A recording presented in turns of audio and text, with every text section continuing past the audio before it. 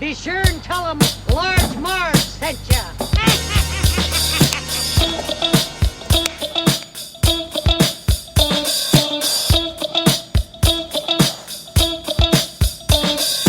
In the 90s, we were just teeny tykes. We liked our movies and our bikes. We wanted to be DJs, but we were just teeny gals. So we went off to college and we remained best pals.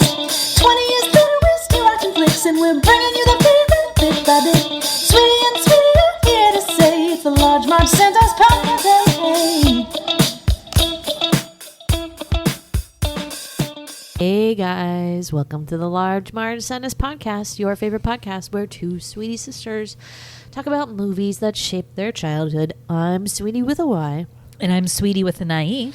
And what's up, guys? I'm vaccinated. I'm feeling good. Sweetie's almost vaccinated. Feeling good. Things are happening. Things are great.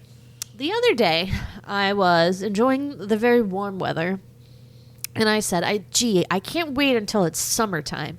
And then I thought of, ding, ding, hey, that reminds me of a horror movie I saw once called I Know What You Did Last Summer. Okay.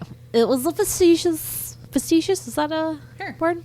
Gotta be careful with the word police out there. Word police out there. But I have been seeing this movie available to stream on HBO Max as I'm perusing for movies to watch, and I thought, hey, we haven't done that yet. We should watch that because it is a classic 90s slasher in the heyday of like the renaissance of slasher movies in the 90s, and is very closely related to Scream. Some may consider it's like not as attractive younger sibling. You know, actually written before Scream. Well, it was the book was. No. And the screenplay? Kevin Williamson. Okay, the yeah. Screenplay. Because I was prior to. Yeah. But peddled it around as people do. Right. No one wanted it. Had a huge success with Scream, and everyone suddenly wanted the screenplay they didn't want before. So there you have it. Which is too bad because really Scream is better, and this is like an inferior story, I would say. And you can kind of tell, like, okay, now we know why that they weren't really maybe like too jazzed about it. Right.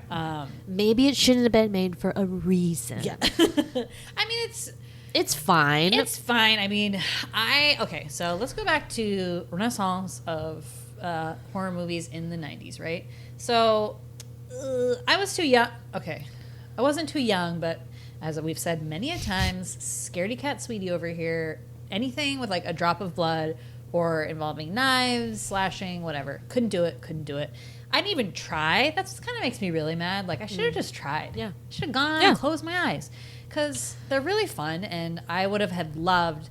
This movie made me think, wow, like, okay, maybe multiple watchings of this movie later, you're like, okay, this movie's not that great. But in a theater, I think that this would be really fun to go with your friends and scream at all the jump scares and, like, have that moment.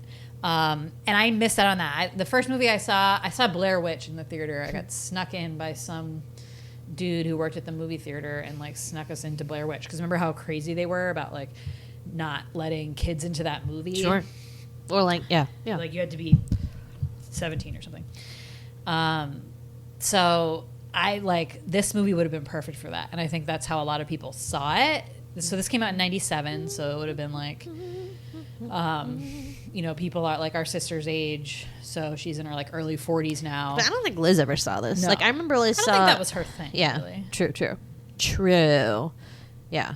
But very popular, I guess. Mostly for the cast, I would say. Mostly for the cast. And, but, you know, at this time, so you had all the Scream movies, you had I Know What You Did Last Summer. I was trying to think of the other ones that came about in the 90s. Urban Do you Legend, remember? The Faculty, that other one that's like... You know, the skulls maybe. Yeah. Just all those kind of disturbing behavior. It's Yeah. not really a slasher, but like you get the idea. There are these kinds of like pseudo like thrillers. I guess you would what's say. like the Final Destination? Final Destination, sure. Yeah, it's just like teen horror. Maybe is the genre crept back in there with like Halloween the reboots. H2O. Yeah. Yeah, like what a fun time. They were a blast. Obviously, Scream being the best one, but this one kind of falls like I think kind of like a touch or two below. But You're right. This cast had megawatt stars from the late 90s, okay? So who do we have? We have JLH, Jennifer Love Hewitt. This was her heyday, like we said. Yeah. Did I say that? No, I said it was slash movie heyday. But it was also Jennifer Love Hewitt's heyday. Obviously, when was Can't Hardly Wait? Somewhere around this time or after. Yeah. She had been on Party of had Five. on Party of Five, and which is funny because both her and Neve Campbell Right. were on that show, and they were both in these movies written by Kevin Williamson, the screenplay writer. And even further back, Kids Incorporated. Kids Incorporated. She Love always Hewitt. had the star potential, guys. She always did. So that's her. We also have Sarah Michelle Gellar, another 90s darling, obviously. With 3 names. Does everyone have to have 3 names in the 90s? Oh my God, totally. Ryan Phillipe. Other than Ryan Phillipe. Yeah. Everyone else. Everyone else. Just put initials down. That's all you need. Yeah. But yeah, she's the type. She's not Sweetie's favorite. She does not enjoy Sarah Michelle Gellar very much. But I think this is one of her best roles. Yeah, I actually liked her in this. It seems like you like her warmed up in to most things that you watched. Wait, what? It seems like you've decided you like her in most things. Like, why did I think I think didn't it's a like preconceived notion. her? At this time, she's coming off Buffy, so huge for her. And then you had this movie. She was in a Scream, right? Scream 2 Yeah. for Vic Hot Sec. Cruel Intentions. Obviously, yeah. So, yeah, big deal. Her and Freddie Prince Jr. met on this film. And they weren't even couples in the movie. Yeah. That's and crazy. They had no lines together. Oh but my God. They really hit it off, and they got Wow. married, and Cute. they're They're still still married. together. That's I love crazy. it. Good for them. I know. Good for them. Did they More make than I it? can say Yes. about Reese Witherspoon and Ryan Phillipe. Ryan Could've Phillipe. called that in a second. That guy. Okay. Ryan Phillipe. I still hate Ryan Phillipe. I believe in real life he is this character. Yeah. I don't know I do anything too. that happened with their relationship, but I just have always assumed that he's just like this. I think right. And it seems so strange that Reese would be into that. I don't, but I'm sure we don't know that. We don't know that he's mean like that. I don't know. This guy's a psycho. His character's a psychopath in this. And then, of course, the wonderful Freddie Prince Jr., who, just a delight. That spiky hair can't go wrong, can it? I don't know why we have to spike all the hair, like a little bit, but this was like an excessive amount of hair that was being spiked. I mean, he's really sweet, but total dud actor for me. He has no skills whatsoever. No depth. No, he's nothing. And okay, so he came. What did we see him in already? She's All That. She's All That. He then goes, which I think when She's All That, we did that one. We talked about Down to You, which is this one with Julia Stiles, where he drinks her shampoo and it's winds up in the ER. I don't know. I always find that so crazy. But I love that movie. I was obsessed with it. Scooby Doo, he did. Ooh, dyed his hair blonde. Blah. He's in another one too, where this girl lives Summer with Catch? models or something. Oh, Summer Catch. God, that's a terrible movie. Yeah. So not so many good ones for good old FP Jr. But he's sweet. He's sweet. He's always sweet. I don't hate him with a vengeance. He's a good-looking I do. guy. Ryan He's in the Phillipe, movies. Those tight curls, the way he delivers lines. In this one, his character is so needs to go to anger management courses so badly. He's just a fucking freak, and you are just so annoyed with him.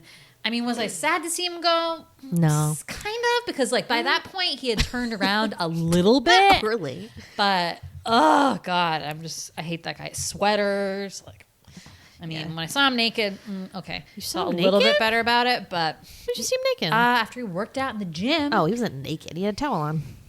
you saw his nicely washboard abs. Yeah. Six pack.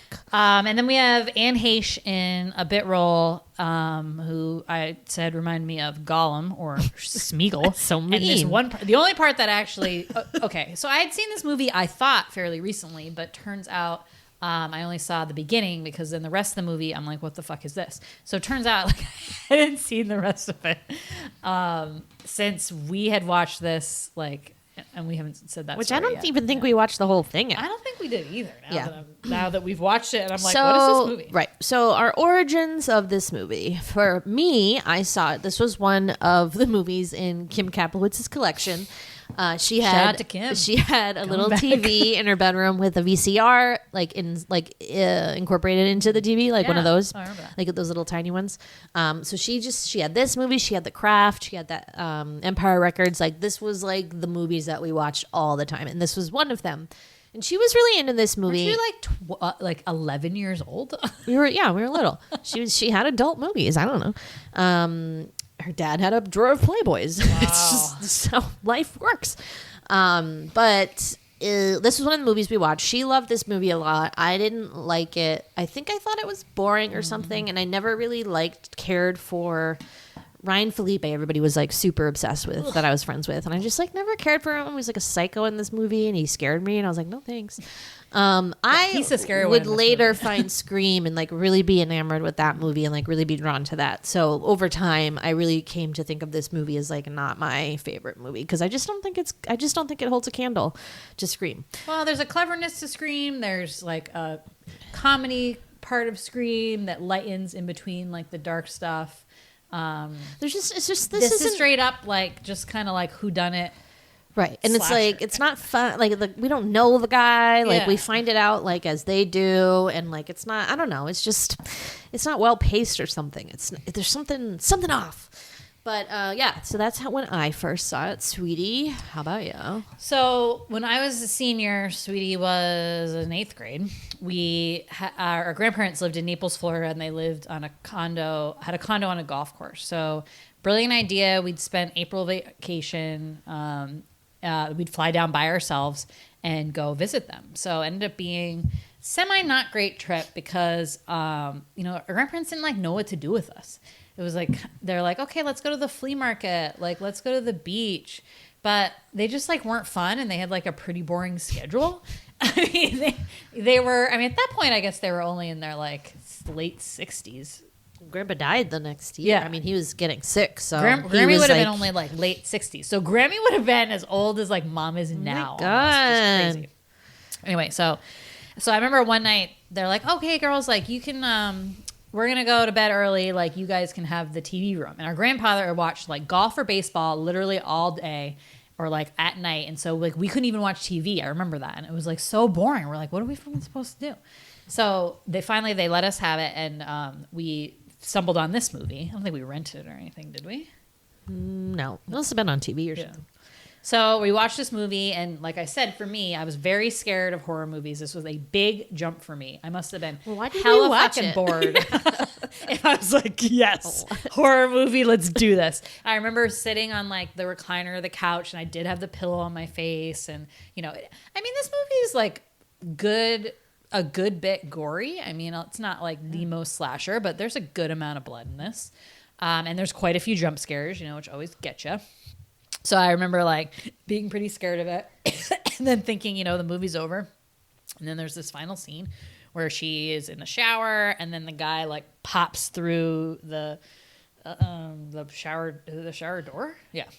And it's just like, that's the end of the movie. But oh my God, I like jumped up like out of my seat. I was so scared. It was awesome. And I'll never forget that. So that was like my first real taste of like a really like decent jump scare, and one that like totally took me off guard because I'm like, oh, movie's like basically over. So that's how I came upon it. But I hadn't really seen it since then, and then it was on I think around Halloween or something. So it get like last year. So I watched the beginning to middle, and then clearly petered out. But yeah, it's okay. I agree with Sweetie. It's like kind of boring. I don't know. The characters are like you're supposed to. I don't know. You don't really like relate and like them like that much. I guess. I mean, I did feel sort of bad. For them by the end. We only know everything very like surface level. Yeah. Like we just know that like Helen and Barry are rich and Julie and Ray are like not, and that's it. And like Julie likes to wear matching like sweater sets, and Helen's kind of a slut. Like that's all. Yeah. Like there's no character development. Like you see pictures of Julie's dad, but you're like not an utterance of what has happened to her father, nothing like that. It's just very strange. And there's just like no character character development. You don't really know like what's like Ray's backstory. Like his dad's a fisherman. Like what's the deal with that? So they just don't do like a good job of that sort of connecting that making those connections. So I think you really care about the characters. And then when you figure out who did it, you're kind of like, oh, Right. It's not, who cares? it's like not one of them. It's not someone that we know. So like there's no way for you to guess it, which is what is annoying to me.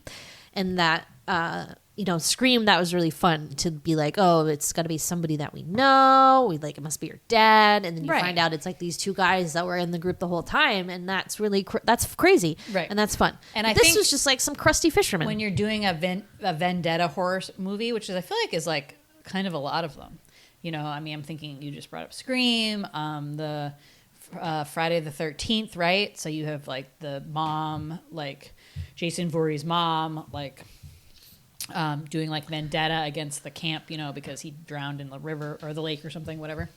And that one's good too, because you also like have already met that lady and it's like an unsuspecting person. And then you find out like, oh shit, she was like there the whole time. Again, with that kind of like, they don't ever die thing where like they just keep coming back. Well, Jason keeps coming back. Yeah, she right. dies. But Well, and that was the brilliance of that one, because they like kept switching it, so you were always kind of off guard. what do you mean they kept switching it? Like, okay, it wasn't like, oh, you didn't really kill like Jason's mom, she's alive again. It was What? like, no, Jason was the one who wasn't dead, and then he's the killer in the second one. Right. Yeah, But she didn't really, they did kill his mom. but like you think maybe if you watched the second one, you'd be like, oh, maybe like, I guess you wouldn't think that because it. No, because looks at, like at the Jason. end of the first one, Jason comes out of the water and like drags her in the water. So it's like, oh, he's alive. He's the superhuman force. It doesn't really connect. It's stupid. I don't like Friday the 13th is dumb. But yes, most of the horror, of the slashers revolve around somebody getting revenge or like avenging something. I do like the Friday the 13th, the second one though. Have you seen that? Yeah, we watched a bunch of them because they were on. There was like a whole marathon. Yeah, that one's way better. than I mean, the first girl one. in that one is so awesome. Yeah, she's that's cool. why I like that one. Yeah, she's cool. Anyway, we're going on a different tangent here.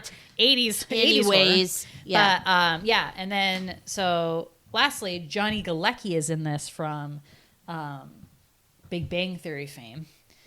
Good to see him. I had no He idea. comes and goes pretty quickly. Well, I mean, he's got a couple lines. Yeah, he's got a like couple fight lines. scene. He does good. He Seems does like good. a local yokel, hates the rich kids. You know how that is. But yeah, so as we said, Kevin Williamson, famous for Scream, for Dawson's Creek, wrote the screenplay for this, wrote it before Scream, and then it got picked up after Scream was so successful. He adapted it from the Lois Duncan book of the same name. Now, Lois Duncan didn't like this version of the movie. She hated it. She hated that it was made, a slasher movie was made out of her book, which none of the kids die in the book. Oh my Yeah. god! Well, I love Lois Duncan, and I read like most of her books. I would say when I was little, and I got a bunch of them for Christmas one year. I did not get this one that I remember, and I don't know if I ever read it. And I think I didn't because I was like, oh, I saw that movie, and so I didn't read it. Yeah. And now I'm like, damn. So it's a little bit different. So she was kind of pissed off, but you sell the rights to your book, they can do whatever they want. But after this movie came out, like her book like skyrocketed again, like top of the bestseller. So I'm sure she wasn't like too upset. Did you ever read that book, Ransom? She did that book. Right. I was Remember it's looking at like the all cover with the like cover. the bus driver Yep. like kidnaps the kids or Yeah. something. I'm like kind of bummed again, similar to how I didn't really want to watch any horror movies. I never read any horror when I was young, and I'm like kind of bummed about that. Well, these weren't really horror movies. They were like, I mean, novels. Books, they were like, they were just like, suspense? I'd say suspense. I remember all the covers. I remember them around our house, but like it never occurred to me to like pick them up or anything. Remember that one that was about astral projection, and I was like obsessed with it, and you would like make fun of me because I said it weird or something, or you just thought it was a weird word. I don't remember I don't that. know. But anyway, so she, I guess her daughter was killed by like an unknown assailant in 1989. So she What? never liked to do like big horror stuff in her books. It was like more about suspense, and so that kind of set her off a little bit too. I know, I feel bad. But kind of want to go back and read that now because it is slightly different from what this ended up being. Sweetie Book Club, yeah. And then this spawned 2 sequels. So I 2? still Know What You Did Last Summer. Yep. A year later. That's crazy. How did they do that? I think Scream 2 was pretty soon after. I think most of those. They just really those big, movies are just so big in the box office that they like immediately get backing for the next one. Right. So that one we talked about recently when we did Cinderella because Brandy is in that one. Yep. And Sweetie looked up the plot, so spoiler alert. Maybe I don't know. I read it fast. It was confusing. Yeah, Everyone's doesn't name, sound like everyone's Ben name looked whatever the same. comes back. No, I think maybe he does. Maybe. I don't know. But there's like a son involved. I don't know. Okay. It's weird. I just read the first part, which was like Brandy wins a trip to Brazil because she there's a contest where you have to name the capital of Brazil. Brandy says Rio. She wins the contest. Okay. Red flag number 1. Rio, not the capital. That's what I was going to say. I was like, wait a minute. I think it's a trick. So I guess the son like finagled it and then like lures them there. But the big scene in that one was when Brandy, I guess, gets locked in the tanning bed. Yes. Okay. I knew I had it right. Yeah. Sweetie got confused and posted that on Instagram as being in this movie, and that's the second one. I don't know if I've ever seen that one. I've seen like maybe a couple scenes. Mekhi Phifer is also Mekhi Phifer's in that. So I'm assuming the black people die, and then the friggin' Ray and Julie still and Ray's remain. back, still together. Ugh, that's annoying. So, but there's a third one. So I'll always know what you did last summer. What? From 2006. Looked pretty low budge. Like, is this a TV movie with Jennifer kind of Love? thing? No, none of the original people. I Then don't know why what is- it then was. what- Obviously came out like almost 8 years later. Why would you make us like? Were people really hankering for like another one of these Reading. like 8 years later? 3.5 out of 10. Wow. What's the Just synopsis a on this one? gem. Small Colorado town. Like, why is it even related to this at Is it all? a remake? Now the fisherman killer is the thing that people are making fun of. Like, I guess from the very meta, like just like in Scream, where it becomes like things that other people know about, and then I don't know, some copycat, blah blah blah blah. Oh my god. Why do the worst movies have the longest synopsis on IMDb? Like, what person spent 30 minutes of their time crafting this? It's okay. It's like a zombie. It's like a zombie Ben Willis. It's a zombie Ben Willis, the murderer of this movie. Wow. Yeah. Amazing, guys. So they rode that wave pretty far, right into the mid 2000s. So big hit at the time. Cool to watch it again. I love these 90s horror. Really, really takes me back. I didn't really get to experience it back in the day. And it's not summer, but we watched it. I know what you did last spring. Feels like summer. They should have just done like different seasons. What you did last fall. Always getting up to shenanigans. last winter. Those teens. Those wily kids. All right. Well, shall we talk about it? Yep. Okay. It's time for the Sweetie Synopsis. Sweeties. What are you waiting for? Imagine my shirt's like really low cut, and I'm like, okay. I was convinced that line. So in the movie, she's just like in the middle of the street. She has her like crop top. This is Jennifer Love Hewitt, and like a cardigan over it, very very thin cardigan. And it must be from Scary Movie when they make fun of this, that she's in like a wet T-shirt kind of contest No, situation. it's either Or that, the rain, or it's something. either that, or it was like one of the MTV Movie Awards spoofs. Yeah. And it was, I swear it was Allison Hannigan, and she'd be like, "What are you waiting for? My boobs to fall out of my shirt." And we thought it was the Scary Movie. We thought it was the funniest thing we had ever seen. And I still, I mean, It is funny. it's pretty funny. And the way the girls' But I can't find it. breasts are like depicted, I would say that's a co-star of this movie. Yeah. It's like the girls' boobs. But that was the 90s style. is it just the I had a 90s? shirt, I had a sweater set that was exactly like that. But And like Sarah Michelle's character is Got it from is the running rave. around like in a bra Yeah. for a good well, chunk now of the people are film. wearing that again. Crop tops, they're back. I know, and then or she's like a bra underneath a see-through shirt. I don't know. I don't remember this That was from too the much, 90s, but that is exactly how I dressed when I was in high school. Like, I would be like, I want people to see my boobs. Like, that was how you dressed. Those God, like tight Boob Nation. camisoles that now I Yeah. only wear to bed and would never wear in public. Oh But my God. you know what? That's teenage life, you know? I guess so. Anyways, Julie James, Julie James JJ alliteration. is a high school senior who's just graduated from high school. That's how that works. No, you don't just high school senior. It's the summer after. Okay. Summer after senior year of high school. She's living the life in Southport, North Carolina with her buds, Helen Shivers, Barry Cox, and her boyfriend, Ray Romano. No. That sounds so right. I forget his last name. Anyways, it's the dream. Julie's dating Ray, Helen's dating Barry. You only hang out with each other, and then you like go off to have sex with each other in separate places. Like that's the dream. So Helen's in a beauty pageant, so everyone's cheering her on. She wins. She's like Miss Perfect beauty pageant cheerleader, does everything. La la la, blonde. You know the type. So they're celebrating. It's the 4th of July, big celebration in this little town. This town is like pretty crummy. It's just the whole town is like a crusty fisherman. You had such a problem with it. Everything was gross. That's like something I would say. It looked like the entire town looked like the closed restaurant in the Goonies. Where like everything was just like old and crusty and dusty and like it was just weird. Like I didn't gather that this was like a summer town, like the Cape. Like it didn't seem happening. It just seemed yokel, like crusty, gross.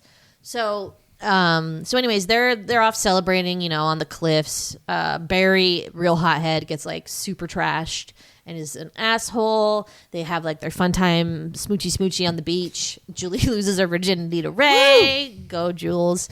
They get back in the car. Ray drives because Barry is fucked up, as I said. Barry goes through the moonroof, is being wild, drops his bottle of like whiskey or whatever onto Ray. Ray's like, what the hell, man? Stop doing that. And of course, wouldn't you fucking know it? Body in the road. Guy walking across the road. They hit him. He goes flying, hits Barry in the face, and then... I love that part. That's like wild. Just hit with a body, and this car spins, and they're like, oh my God! And like, as in most movies, they believe it to be an animal. It's not. They get in an argument. Julie, unfortunately, finds a boot.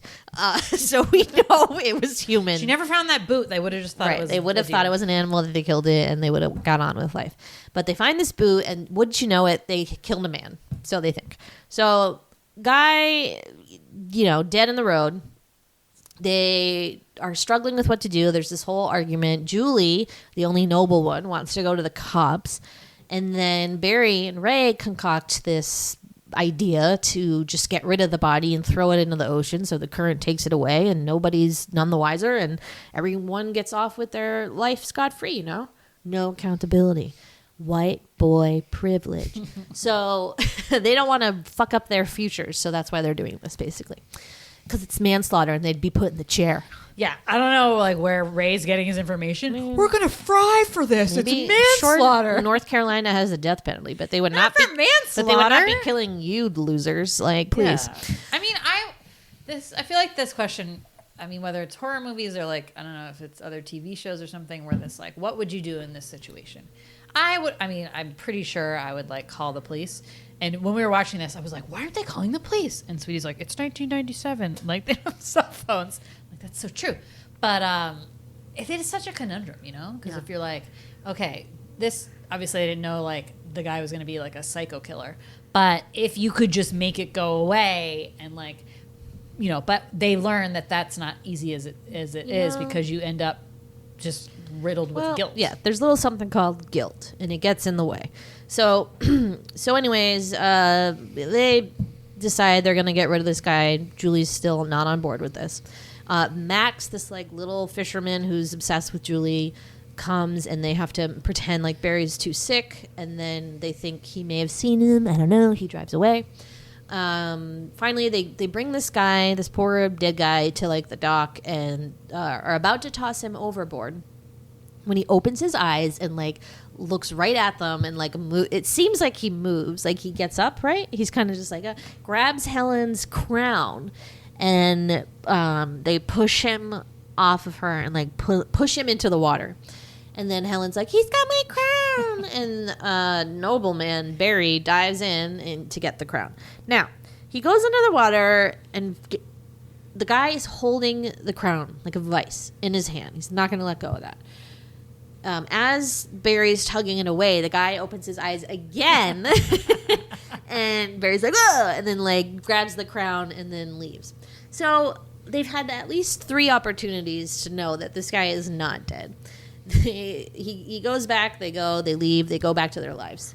So that's it, right? That's it. That they think that guy's dead. They think they killed him. Blah blah blah.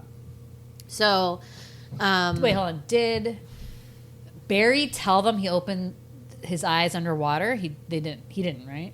No.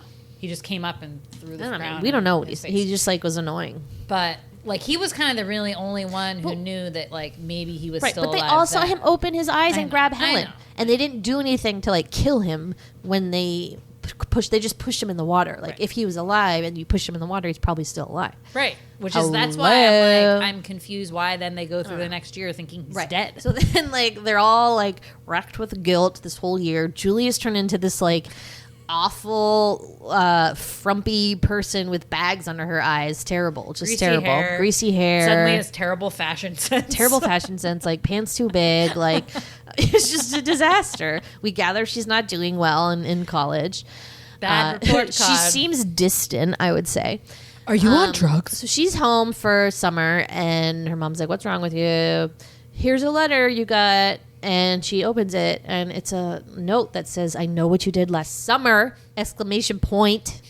I know what you did last summer. I don't know. I feel like the exclamation point is not needed. Not needed. I think that is the guy would not use an exclamation point. Did last summer. Is there an is there an exclamation point in the movie poster? No. So I don't know why there's one here. Anyway, so she's freaked out, obviously. She goes to find Helen. She thinks Helen is in New York because she wanted to go to acting. She knows she went there for acting school. Turns out she is been living in the hometown for the past year because she dropped out of school and now works at her family's crusty department store. That is a really crusty department store. I'm like, who goes in there? I don't know. It's with the mannequins. It's so bad. It's so bad. Ugh. And it's like a random smattering of things. It's like not even like menswear. It's like, here is one tux. Here is one outfit for a woman. Here's some pantyhose. So trash. And they have like a women's fragrance section. Yeah, like, okay, cool. So she's been working there. She tells her about this note. She's like, oh my God, what the fuck? So they go to find Barry, who's living in his like sprawling family mansion, being a douchebag still. He's like TO'd once more about this and is like, Julie, why do you care about this so much? We didn't kill anyone. God. And so like that's his story and he's sticking to it. So they go to find Ray, and Ray is a fisherman now. His dad was a fisherman. Now he's one as well, but he's also been living in the town. So even though the whole reason all of these people, except for Julie, decided to not call the police and throw this guy in the ocean was because they were concerned about their futures, right? And they all ended up not leaving the town and being duds, except for Julie, who like maybe didn't have good grades, but she got out. Yeah. Well, I thought that was a reflection of like they couldn't hack it with these plans that they had because they were like so psychologically messed up from that accident. Well, see? So should have gone on the police, guys. I guess that's the answer. Yep. So now we start to get more of these like weird things happening from this unknown person who's dropping hints. So the first thing is, first they think it's that poor Max guy. So Barry's like, I'm going to lay down the law on this Max guy. So he like goes into the fisherman hut, whatever, threatens him with a fish hook, and he's like, if you ever do anything again, I'll fucking kill you. And then someone takes the fish hook and kills poor Max, who's trying to steam some crabs, and gets gutted right in the like up the chin. It was gnarly. So then Barry goes to work out at this like, so I guess it's like a boxing gym. So it's like meant to look like, worn down. It looks like a shelter made for like in the Vietnam War that they put up temporarily like in Vietnam. Like it's weird. But anyways, he goes to this gym. He's working out. Someone takes his like prized Letterman's jacket and then leaves a picture of Polaroid of his car. And it says, I know on the back of it. So he's like, what the fuck, man? So he goes out there and somebody's in his fucking car. like the balls of this guy. So this guy backs up, tries to run over Barry, pretty much does, and like throws him into a building, and he like crashes on all this debris. And then he stands over him and seems like it's gonna kill him, but doesn't. And then Barry is in the hospital, and then, you know, Julie and blah, blah, Helen come to see him, blah, blah, blah. So now Barry's a believer. Before, he was kind of like, you guys are crazy. This is not related at all. Nobody sent you a note because they saw what we did. That's impossible. So now he's more under the impression that, like, okay, maybe this is possible. So the next thing is Helen goes to her house. I forget, like, after, I don't know. It was after the Barry stuff, but nothing else happened, right? Between that, yeah. And so she goes to, or do they go to the house first? Yeah, so they are investigating. So Julie has done all this digging into, like, because they figured that the body was eventually going to wash up. So a body does wash up, and it's this guy named David Egan. David Egan, right. So she's like, okay, that's definitely the guy we killed, and she becomes kind of obsessed with him. So she does, I guess they do have they don't have the internet, but she goes to the library and like does some kind of searching through the olden days. like old newspapers or something. So she does find info. She finds out that David Egan has a sister who's still alive, Missy, who lives in like the bayou. And it's like a southern hick. This takes place in North Carolina, so you don't really see any of those people except there's like one sticks. woman. The sticks, they call it. So she is like, you know, kind of a little rough around the edges. So they go and they talk to her, and they're kind of pretending their car won't start, and they use the telephone. And Helen is, you know, fake calling somebody, and then she's kind of grilling Missy about the brother. And about they think, you know, maybe someone he knew is the killer, because there's some connection between, like, he saw them, you know, hit David with a car. Yeah. So that's what they think. So she's like, oh yeah, did he have a friend? And she's like, oh yeah, he had a friend that came around a little while after he died. Billy Blue was his name. So they're like, okay, it must be this like Billy Blue guy. Billy Blue, let's get him. Yeah, so now it's about finding out who that guy is. So Helen goes home, goes to bed. At this point, the killer has snuck into her house with her dad watching television in the living room, up the stairs, and hides in her closet. And that night, he has crept out and given Helen a haircut, if you will. And Helen loves her hair. Helen loves her hair. It's blonde, long, and like obnoxious. It's like too perfect. Yeah. Too long. It's a little too long. So she wakes up with her hair just fucking butchered, like all different pieces everywhere. Wearing just her like, crown, too. And wearing her crown. And she's like, what the fuck? And then on the mirror in lipstick is I know, right? Yeah. And she screams. It's like, ah! And so Julie rushes over to like go help her. While she drives over there, she hears a noise in her car. And she's like, what the fuck is that? This kind of like scraping noise. She gets out, opens the trunk. Max is dead in there with fucking crabs all over him. And I'm talking like big crabs and little crabs. There's a crab coming out of his mouth. It's nasty. So she runs to Helen, and Barry's there, and she's like, oh my God, there's Max is dead in my trunk with crabs. And then they run out and see, and he's fucking gone. He's fucking gone. So somehow the killer removed a body and at least 150 crabs out of this trunk. And like, we don't know what the time frame is, true, but or like how far away Helen's house was, and like that she had ran to. How to get in that trunk? You needed a key, from what I could tell, and she had that key with her. So unless he like made a copy of the key or like picked it, I guess I don't know. So they're like, what? This guy's fucking crazy. This is when she does her famous, like, what are you waiting for? Because he's pulling all these, like, pranks, right? Yeah. Like, just, you want to kill us? Like, kill us. So now they're on high alert. And it's July 4th. Which is the year anniversary. So Helen, in her duties as prior year's winner of the beauty pageant, has to ride in the parade. So Barry's like guarding, is like watchdog on the front, like looking for men. So awkward. I think people in the parade are like, who's that guy supposed to be? Just security. Like white security, sweater. ma'am, don't worry about it. So as luck would have it, a lot of men are wearing the full slicker and hat in the North Carolina July heat. Beautiful in day. the middle of the day on a sunny, beautiful Not day. a drop of rain. It's like it's really, truly bizarre. So it's like a Where's Waldo. What? So it's like they Yeah. see all these people in the fisherman garb. all these or what they slickers. call a Slickers. slicker. We all know you have a slicker. So yeah, so they see him like up top. He like has the hook. Ooh, scary. Barry tries to like hunt him down. It's the wrong guy. Blah blah blah. So then Barry and Helen at this point have kind of like rekindled their romance. I don't know what Barry was doing all year, but he wasn't really in the army, right? Like he had dog tags, but I don't think he was like actually I swear to in God, the when they were service. walking up to his house, Helen goes, "You haven't seen him on campus at all," to Julie. Like they went to the same college. What? And she's like, it's a really big school in or something. Boston? Yeah. I don't know. I don't know. Whatever. so. Guy's a douche nozzle. So they Helen's in the beauty pageant, like, you know, like doing the thing where they like, you know, you sit here. They make the past winner sit on the stage while all the other contestants do the talent portion. Weird.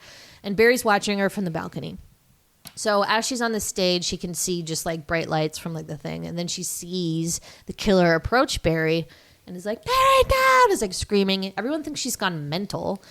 This is just like in Scream 2 when, you know, something bad happens. There's all these people around and they're like trying to like silence the person freaking out. Like, why don't you fucking listen to them? So she goes up to the balcony. Barry has been, by the way, butchered by the killer while she was on the stage fight, like screaming out. Yeah, he kills Like- everybody with a hook. A hook. So he's like slashing him with a hook. There's blood. Like Barry's dead. So in the time span of like a minute and a half, I want to say, the killer has again removed the body, any sign of like serious blood, and has somehow made off with him before anyone can fucking see. Because she goes up there with a cop and he's not there. Yeah. And she's like, he's dead, I know it. And they're like, let's take you home. So they put Helen in the back of the police car. This like cop drives her home. They stop because this guy with car trouble, whatever, he's like, oh, I gotta help this guy because I'm a cop. So he gets out. Turns out it's the fucking killer, and the killer kills the cop. So then Helen busts out of the cop car and like goes on like a mad run for her life.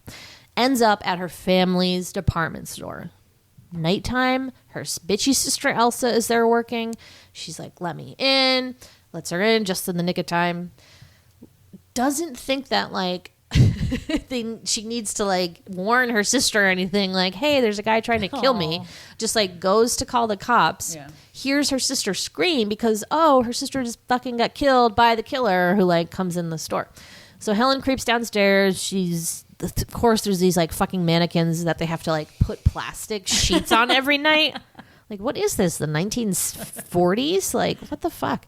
So he's under one of those sheets in his fisherman hat and slicker, spooky. and he gets her, and then she escapes again, sees her sister, sad, dead, jumps out a window, makes a run for it. Almost is home free, walks by all these sketchy tires, and the parade is happening. This is the longest parade in the history of the world. How is there another parade? Why is there another parade? I didn't don't know. even think of that. Like, really weird. Fireworks everywhere. Wild. So he gets out and kills her, like, just as she's about to, like, approach the street. Kills her. And it's sad because there's like, she's making a lot of noise, but there's so much noise from Right. the fireworks and the marching Well, band. again, just like Scream 2. Yeah. Like, I feel like they kind of, like, stole that scene a little bit for Scream 2. Yeah. But yeah, so she's dead, but Julie doesn't know that. She's like still looking for Helen, still looking for Barry. So she sees Ray's boat like lit up in the distance and is like, Ray. So at this point she's gone back to Missy's house. Did you say that was her name in Hayes' character? Right. Missy. And tries to like confess that they killed her brother. And she's like, what are you talking about? My brother committed suicide. And Julie's sort of confused. And so she's like, wait, what? And then realizes that they didn't kill David. They killed this other guy. And then and then this other guy is trying to kill them. Right. Yeah. So it's confusing now. Like, wait, did that guy kill David? Yeah. Okay. I don't know, like, why. Okay, she only thinks her brother committed suicide because she found this suicide note that said, I will always remember. I will always or something. remember. And Julie's like, this isn't a suicide note. Like, You what? dummy. I mean, yeah, she seems like, you know, whether it's the grief or whatever, but like the Missy seems like a little bit, she's slaughtered one too many pheasants or something. And so then Julie puts it together because remember when they hit the body, his face is all bloody, so they can't tell. So they think it's David Egan because they really couldn't tell his face. Okay, maybe that's him, maybe it's not. His face was all messed up. He had a tattoo with a heart that said Susie on it. So she knows that David Egan's girlfriend, who died, they find out died in a car accident. He survived, she didn't, was named Susie. So that as initially like, oh, then it was him. But then she makes the jump, okay, what if like someone else also had Susie tattooed on his arm because it was their father, right? Susie was his father? Who has the tattoo on the arm? The dad. So yeah, maybe it's the dad has Susie tattooed on his arm. So so then she's going to run, find her friend. She can't find them, sees Ray's boat. It's like, Ray. Ray's acting like super sketchy, very Skeet Ulrich in Scream, if you will.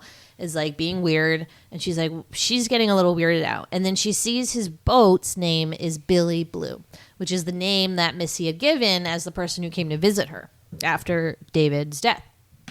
So she thinks immediately, it just like jumps to all these conclusions. It's like, you're the fucking killer, you're the killer, you did it, and you're like, what? Well, he is being weird. He was being weird, and he's been somewhat absent in this whole process, and like nothing crazy's been happening to him. He got like one note, and that was it. So she runs away, and then some guy, like, whatever that's called, where you, like... Clothesline, thank you.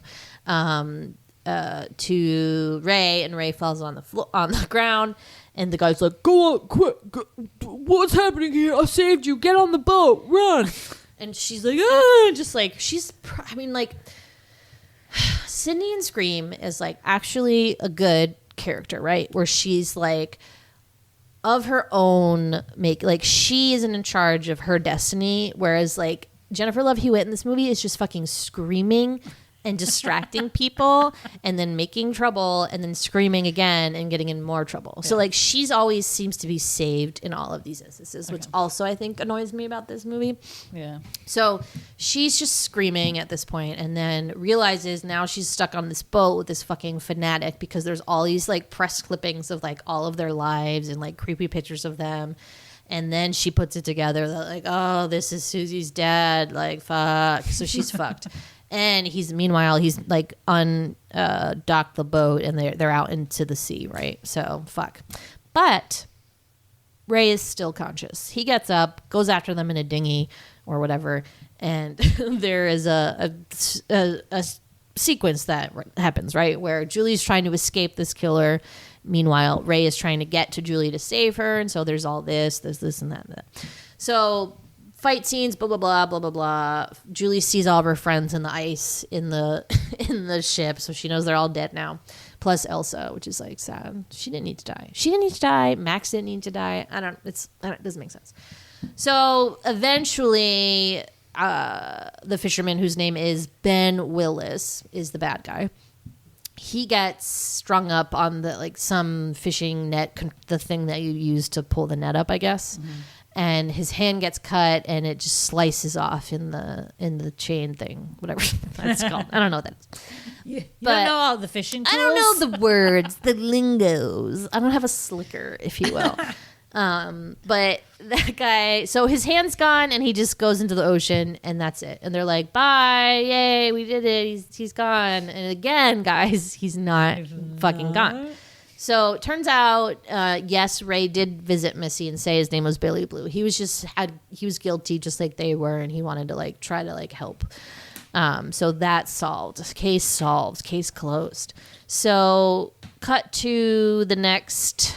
Did they give a timeline of when? Another year later? Maybe, yeah. Julie's back. Her hair looks great. She's feeling fresh. No more bags on her eyes. She's showering. She gets out of the shower, and there is a note left for her on the steam. And she's talking to Ray door. On the phone. She's talking to Ray on the phone. Still. They're dating still. Good for them. They made it.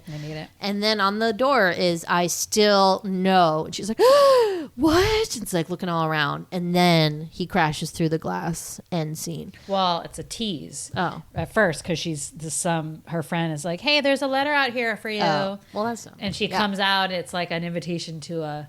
BBQ. BBQ sorority thing. So it's kind of like, aha, oh God. Remember I used to be like so scared of that. Look at me.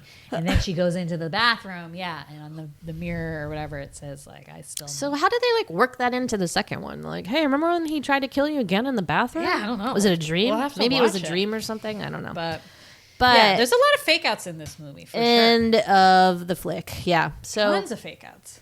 Yep. So yeah, a lot of red herrings. You know, they get you. It's kind of confusing. It took us a while to figure out what it was. Like we were like, wait, is it? For a while, we were like, the brother did it. The brother killed him. David Egan. They're like, no, that's not it. And then we were like, I don't know. It was just funny that we couldn't figure it out. Yeah.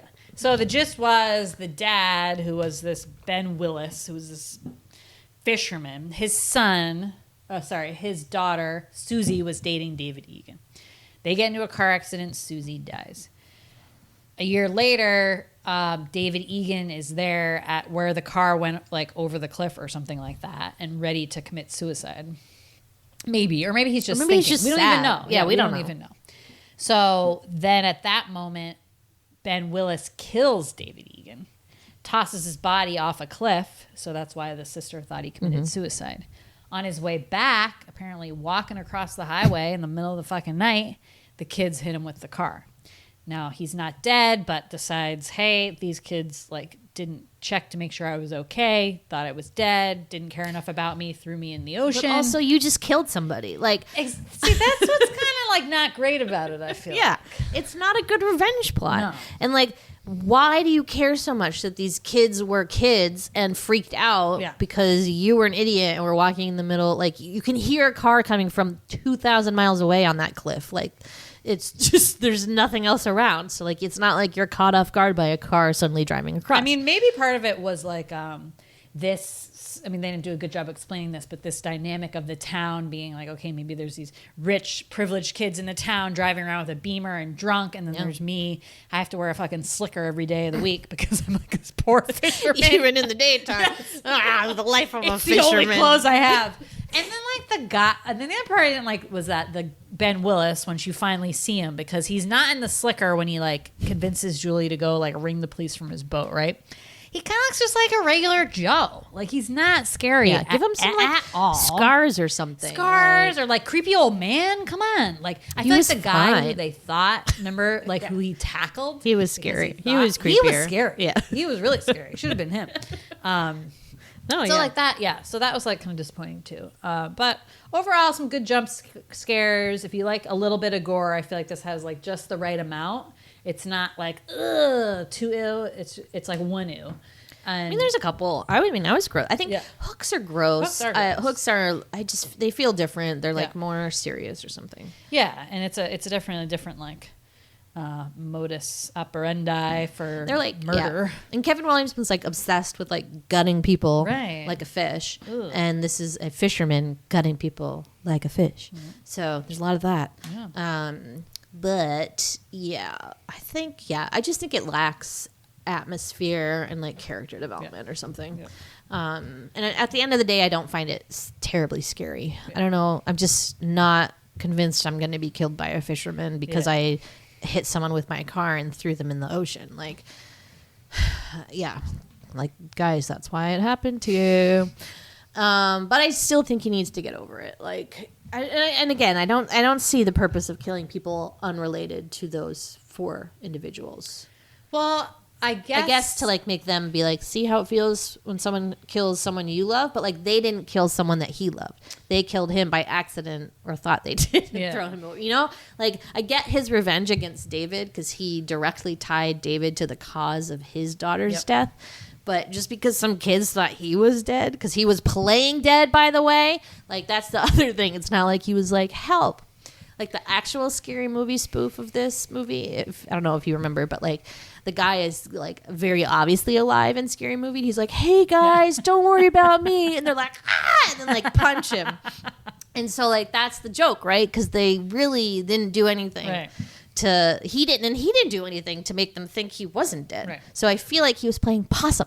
And like, so I guess the Max death, they went back and like rewrote that because of something to do with Elsa's death, and they thought it like didn't make sense, like why did they needed like another random death in there or something like that. So that's why they put I didn't get why they killed him at all either. Yeah. At first I thought he was trying to pin it on Barry.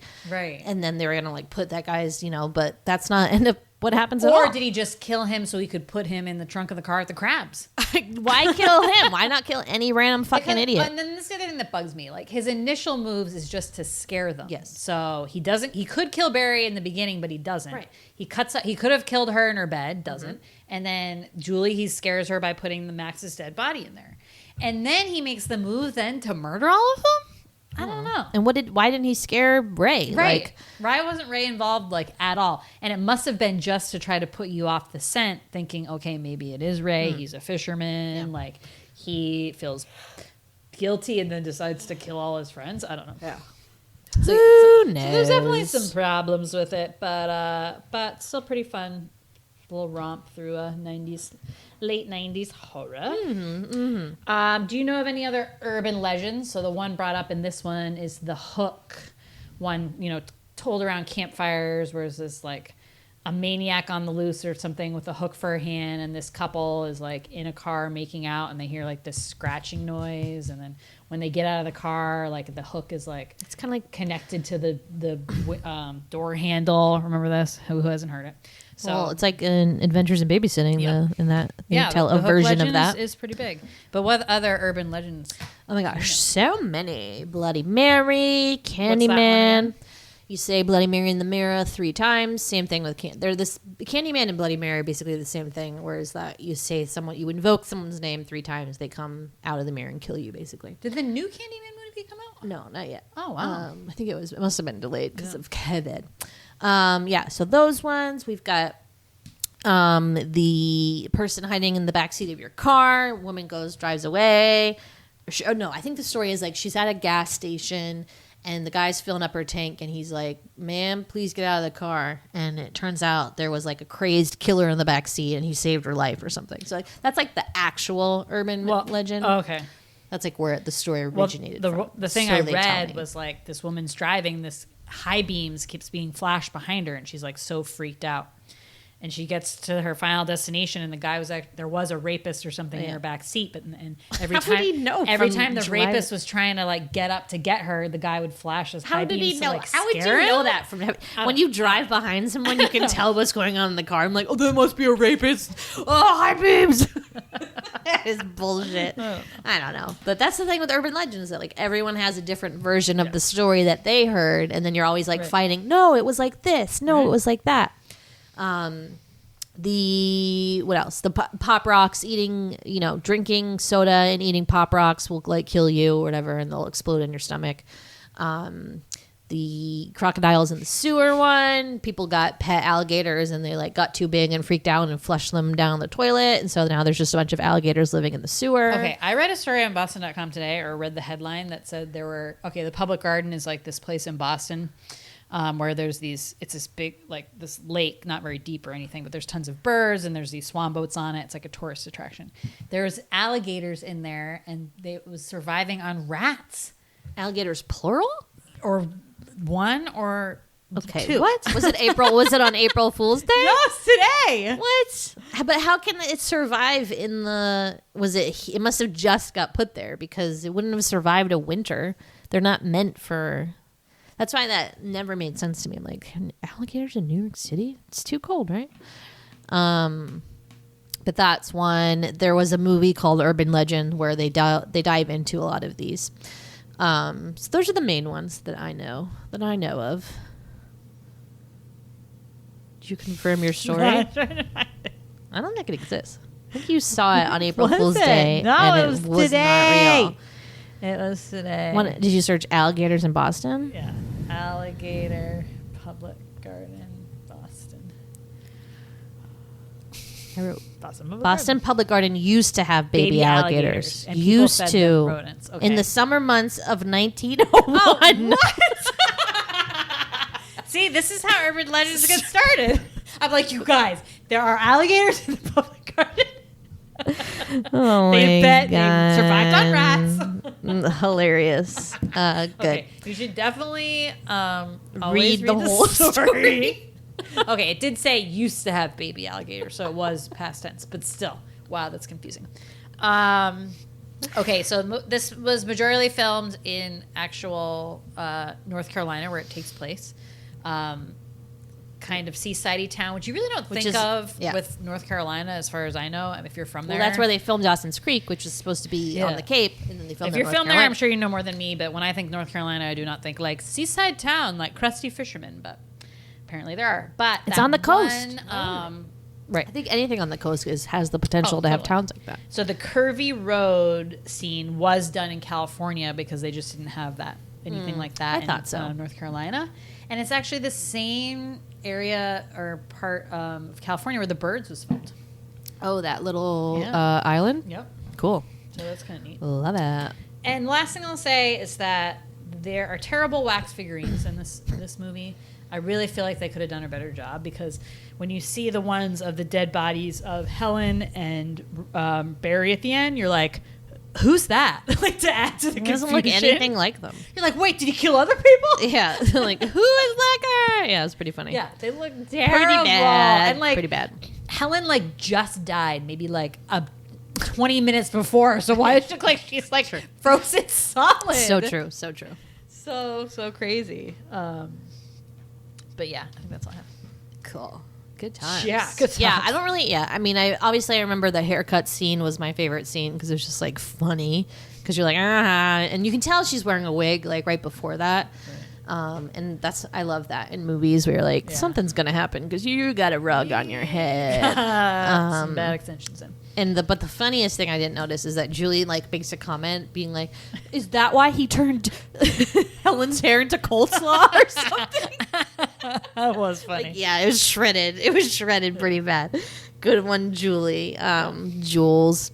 But yeah, that's it. Obviously, the 90s, the classic sweater combo, cardigan plus sweater. Like I said, I had one of those from the rave. It was lovely. That was the style. I mean, in general, I don't find this movie that dated. I don't think like anything it's that really old dates seaside town, which is like crusty by nature. I mean, the cars, we were like, oh my God, remember these, like this Mazda, or like Julie drives this like Dodge Aries. I don't know if you remember those little like box cars. So that like kind of took me back. But other than that, I mean, the technology, there is some very, very basic computer stuff, like when she's searching for stuff at the library. Right. And no one has cell phones. That's always the real key, right? But other than that, like nothing totally dates. I didn't find the fashion too super 90s. It was actually like all Sarah Michelle Gellar's clothes were like, like not bad. No, like her dress was pretty like pretty and normal. Jessica McClintock. Yeah, McClintock. She just died, I think. That that prom dress designer. Yeah. But yeah, it's a fine movie, but not as good as Scream. Yeah, and that's all. That's all I say. Anyways, yeah. Do you have thoughts? Come find us on Twitter at the Sweetie Club or on Instagram at Large Marge Santos. Thank you as always for listening. Bye. Bye. Barry, rape artist.